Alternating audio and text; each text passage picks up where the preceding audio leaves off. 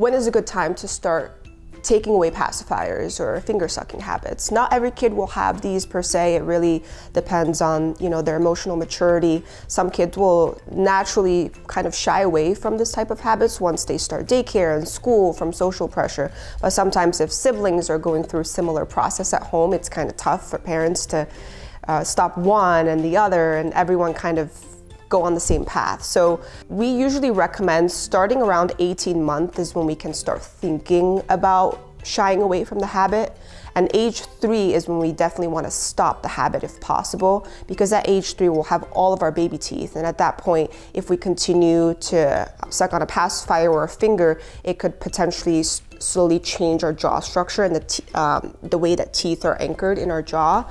And the longer this goes on, the more effect it could have on the jaw. But the earlier we can quit the habit, things can actually reverse in a pretty significant way, because when kids are younger, their bone is more malleable and they're still growing and things are still changing in a very dynamic way. So I've had a lot of patients who, had a pacifier until about 2.5, and they worked out a way at home to get the pacifier away, and everything, went back to the way it should be within 6 to 8 months. So it's pretty miraculous once you can get rid of the habit, but getting rid of the habit is the tough part.